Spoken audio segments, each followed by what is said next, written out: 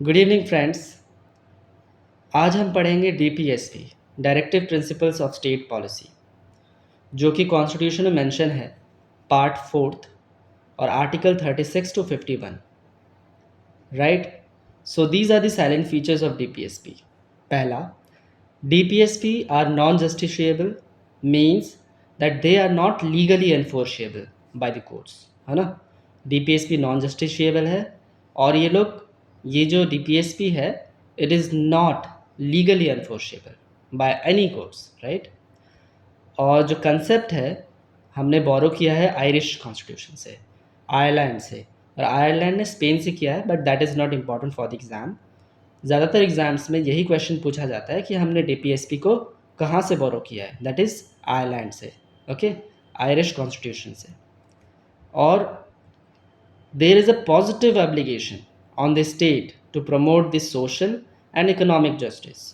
Social और economic justice को promote करने के लिए स्टेट के पास पॉजिटिव ऑब्लिगेशन है इस डीपीएसपी के थ्रू, right. And their objective is to help establish social and economic democracy. This is very important point, क्योंकि लगभग हर एक एग्ज़ाम में, इवन यूपीएससी के एग्ज़ाम्स में भी ये क्वेश्चंस पीवाईक्यू देखोगे तो ये आया हुआ है, जहाँ पर पूछा गया कि डीपीएसपी क्या बेसिकली इस्टेब्लिश करता है, उसका ऑब्जेक्टिव क्या है। तो social and economic democracy. Let me know in the comment section कि फंडामेंटल राइट्स क्या ऑब्जेक्टिव इस्टेब्लिश करता है, okay. So now comes DPSP reflects the version of welfare state as outline in the constitution. ये भी question बहुत important है। DPSP क्या reflect करता है? डीपीएसपी वेलफेयर स्टेट रिफ्लेक्ट करता है, राइट। वेलफेयर स्टेट, है ना, जो कि कॉन्स्टिट्यूशन में मेंशन है, वेलफेयर स्टेट को। They serve as a measure to assess laws based on their alignment with the constitutional ideals, है ना। कॉन्स्टिट्यूशनल आइडियल्स के हिसाब से वो अपने लॉज को बेस करता है, right. Novel features resembles the instruments of instructions as contained in Government of India Act 1935। किसके द्वारा ये चीज़ कहा गया था? Doctor B R Ambedkar. ये क्वेश्चन पूछा जाता है कि doctor B R Ambedkar ji ने कहा था कि गवर्नमेंट ऑफ इंडिया एक्ट 1935 से, जिससे हमने बहुत सारी चीज़ें ली हैं, तो वन ऑफ दी चीज़ ये है डीपीएसपी, जो कि रिजेंबल करता है इंस्ट्रूमेंट ऑफ इंस्ट्रक्शंस, जो कि गवर्नमेंट ऑफ इंडिया एक्ट 1935 में प्रेजेंट है। Now comes DPSP have a moral and political sanctions. Moral and political sanctions, okay. DPSP has a moral and political sanction. Now comes the comments of DPSP, which is quite very important for any exams, any competitive exams, right? So Granville Austin, conscience of the constitution, इन्होंने कहा था conscience of the constitution, DPSP is a conscience of the constitution। किसने कहा था? ग्रैनवेल Austin ने। कैसे याद रखोगे? विलाई हमने पढ़ा है ना, स्मॉल इंटेस्टाइन में होता है। तो वो क्या करता है? वो अब अब्जॉर्प्शन बढ़ाता है, राइट, सरफेस एरिया बढ़ा देता है। तो ग्रैनविल, सरफेस एरिया बहुत बढ़ गया है, तो conscience of the constitution, it's quite a big, so this is how you can learn, right. Manifesto of aims and aspiration, KC where. So where is KC? KC is in manifesto. Manifesto हमें पता है कि political parties जितनी भी होती है before election they have their own manifesto book, right, जिसमें वो लोग अपना अपना promises लिखते हैं कि after coming in the power, then we will implement all the things whatever in the manifesto। So similarly, तो केसी कहाँ पर है? Where is KC? It is in manifesto, right, है ना, केसी। Now comes check payable by the bank at its own convenience, that is केटी शाह। केटी, है ना, काट रहा है, क्या काट रहा है? चेक काट रहा है, तो cheque payable by the bank. तो केटी शाह काट रहा है, चेक काट रहा है। Moral precepts for the authorities by the of the states, B N Rau as we know that constitutional advisor थे। तो फिर एडवाइजर बेसिकली मोरालिटी पे ज़्यादा ध्यान देता है, तो B N Rau, moral precepts, right, इतना याद रखना। Now comes article 36, that is the first article of DPSP। Article 36 definition of the state, जो कि हम पढ़ेंगे part third of the constitution of India, जहाँ पर फंडामेंटल राइट्स के बारे में बात की गई है। आर्टिकल 12 में भी जो स्टेट का डेफिनेशन दे रखा है, सिमिलरली डेफिनेशन आर्टिकल 36 का भी है। सो 12 3 पार्ट थर्ड, 36। तो ऐसे याद रखना, 12 3 36, ठीक है। तो 12 और 36 दोनों सेम ही है definition of the state. Okay, now comes article 37। Article 37 क्या कहता है? Application of the principles contain in this part. Applications of DPSP क्या क्या है? They are non justiciable in nature, जो हमने पढ़ा अभी कि किसी भी लीगली एनफोर्सेबल नहीं होगा किसी भी कोर्ट में। And they are fundamental to governance, कोई भी गवर्नेंस या कुछ भी हो तो उसमें फंडामेंटल होगा, उसके मोरल परसेप्ट्स को ध्यान में रखते हुए कोई भी गवर्नेंस हमारा चलेगा। And it is the duty of the state to apply these principles when making laws and policies. अगर लॉज और पॉलिसीज़ बनाते हो तो ये ड्यूटी है स्टेट का कि इन सब प्रिंसिपल्स को अप्लाई किया जाएगा जो हम अभी पढ़ने वाले हैं। Right, now comes article 38। Article 38 कहता है state to secure, very important, very very important, it's VVI, okay, VVIMP. So state to secure a social order for the promotion of welfare of the people, है ना, promotion of the welfare of the people के लिए। तो welfare state जो है वो article 38 से आता है, right. And the state must promote people's welfare by ensuring justice, social, economic and political. Okay, so ये 38 क्लॉज ए में है। 38 क्लॉज बी में क्या है? It should also reduce inequalities in income, status, facilities and opportunities. और ये किसके द्वारा आया था? 44th constitutional amendment act of 1978, है ना। It should also reduce inequalities in income, status, facilities and opportunities. Okay, now comes article 39। Article 39 state certain principles of policy to be followed by the states। okay, कुछ principles है policy के to be followed by the state के द्वारा follow किए जाएंगे। Article 39 कहता है कौन कौन से प्रिंसिपल्स है, लेट अस सी। इसका एक ट्रिक है, LDC goes to PHC. LDC हम देखते हैं लोअर डिविजनल क्लर्क, राइट। वो क्या करता है? पीएचसी में जाता है, right. PHC that is pay, equal pay, health and children, right. So PHC, LDC goes to PHC, इसके द्वारा हम याद कर लेंगे। टोटल कितने हैं? 6 सब क्लॉजेज हैं आर्टिकल 39 का। आर्टिकल 39 ए कहता है L, that is livelihood for all citizens, livelihood for all citizens. B कहता है fair distribution of resources for the common good, right, fair distribution of resources for the common good.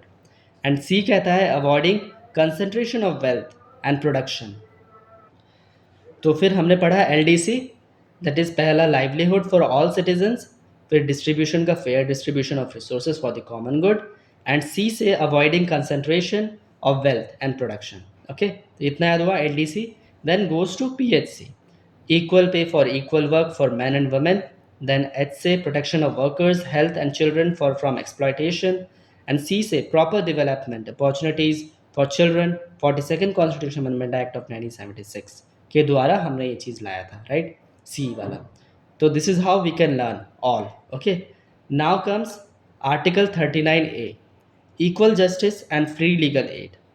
equal justice and free legal aid directs the state to ensure equal justice and provide free legal aid to the poor and weaker sections for 42nd Constitutional Amendment Act of 1976 के through इस चीज़ को लाया गया था। तो याद रखना कि एलडीसी था, एक लो डिवीजन क्लर्क था, वो पीएससी जाता है। पीएससी जाने के बाद पता चलता है कि यार वहाँ पर तो इक्वल जस्टिस है ही नहीं, इवन फ्री लीगल एड है भी नहीं। तो let us do one thing, पहले इस चीज़ को लाया जाए।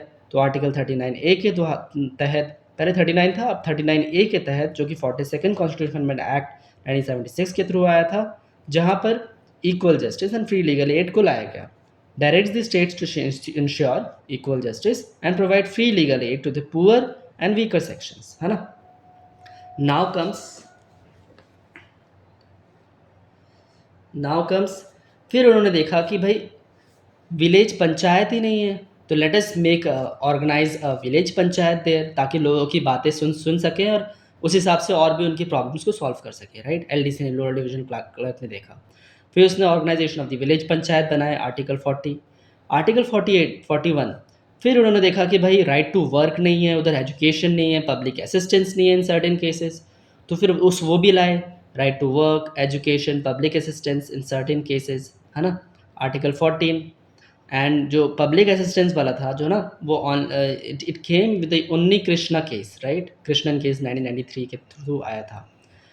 फिर वो उन्होंने देखा कि भाई राइट टू वर्क तो चलो मिल गया, फिर उसके बाद क्या, उसके बाद फिर just and human working condition भी तो चाहिए और मैटरनिटी रिलीव भी तो चाहिए।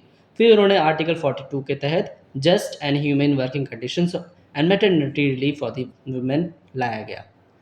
फिर देखा गया भाई लिविंग वेजेस तो मिल ही नहीं रहा है, इवन डिसेंट वर्किंग कंडीशंस भी नहीं है। Just and human working conditions तो है लेकिन डिसेंट वर्किंग कंडीशंस नहीं है, इवन लिविंग वेजेस भी नहीं है। तो आर्टिकल 43 के तहत लिविंग वेजेस और डिसेंट वर्किंग कंडीशन लाया। देन आफ्टर भाई देखा गया कि ये सब छोटी छोटी चीज़ें तो आ रही हैं, राइट, तो क्यों ना वर्कर्स का ही खुद का एक मैनेजमेंट ग्रुप बना दिया जाए, है ना, ताकि वो लोग अपने अपने ग्रीवांसेस पहले से ही ये सब कर सकें और प्रेशर ग्रुप बना सकें, है ना।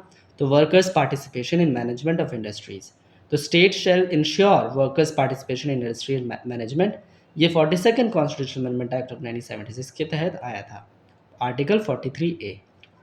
फिर क्या हुआ कि उसके बाद पार्टिसिपेशन हो गया, फिर प्रमोशन ऑफ कोऑपरेटिव सोसाइटीज़, फिर बड़े बड़े कोऑपरेटिव सोसाइटीज़ बनने लगे। तो the state shell promote the formation and democratic management of the cooperative societies, 97th constitution amendment act of 2011। तो 43B 97th constitution amendment act और 11B पार्ट 11B। सो ये सब चीज़ें कोऑपरेटिव सोसाइटी से लिंक्ड हैं, याद रखना। एंड अभी हम देख रहे हैं UCC, right, it's very in news, uniform civil code, West Bengal में भी बेसिकली यूसीसी लागू होने वाला है कुछ ही महीनों में। सो यूनिफॉर्म सिविल कोड जो कि अभी प्रेजेंटली कितने स्टेट्स में है, late me know in the comment section, और कौन सा स्टेट सबसे पहला पहला यूसीसी ग्रहण करने वाला स्टेट था। So article 44 uniform civil code. तो आर्टिकल 45 कहता है provision for early childhood care and education, provision for early childhood care and education, article 45, right. फिर उनको दिखा कि भाई अर्ली चाइल्डहुड केयर भी ज़रूरत है, इवन एजुकेशन भी ज़रूरत है, तो 86 कॉन्स्टिट्यूशन अमेंडमेंट एक्ट ऑफ 2002, जो कि हमने पढ़ा था कहीं पर, राइट, फंडामेंटल नहीं, हमने पढ़ा था ड्यूटीज़ में, राइट, फंडामेंटल ड्यूटीज़ में पढ़ा था।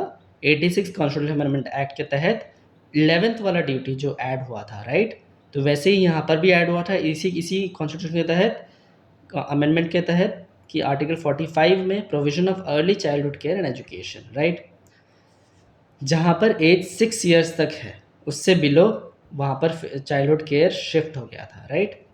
Now comes article 46 promotion of educational and economic interest of SC ST and weaker sections.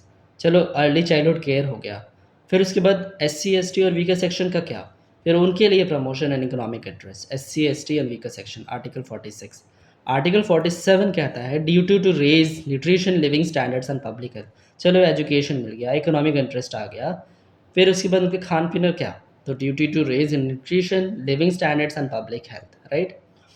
Then comes article 48 जहाँ पर organisation of agriculture and animal husbandry, कैसे न्यूट्रिशन बढ़ेगा, कैसे लिविंग स्टैंडर्ड बढ़ेगा, कैसे पब्लिक हेल्थ बढ़ेगा, अगर हमारा ऑर्गेनाइजेशन हो एग्रीकल्चर और एनिमल हस्बेंड्री का, तभी तो बढ़ेगा, तभी तो न्यूट्रिशन आएगा, right. And it also establish a prohibitions of slaughter of cows, calves and useful cattle, right? Then comes Article 48A, promotion of environment, forest and wildlife. Okay, promotion of environment, forest and wildlife. चलो agriculture और animal husbandry हो गया, कैसे ये animals ज़्यादा आएंगे, because of protection, right, हम due to protection करेंगे तभी तो होगा, तो protection of environment, forest and wild life, right, article 48A। The state shell protect improve the environment and safe guard forest and wild life, और ये कैसे आया था, 42nd constitution amendment act of 1976, that's why इसको mini constitution कहा जाता है, right, क्योंकि ये बहुत सारी चीज़ें लाया था। आर्टिकल 49 क्या कहता है, protection of monuments and national heritage, भाई प्रोटेक्शन इन्वायरमेंट कर रहे हो तो मॉन्यूमेंट्स भी करो, तो आर्टिकल 49 कहता है monuments and national heritage, right, national 9 से 9। आर्टिकल 50 कहता है separation of judiciary from executive, half half 50 याद रखना, हाफ हाफ, तो जुडिशरी से एग्जीक्यूटिव सेपरेशन, तो आर्टिकल 50 कहता है।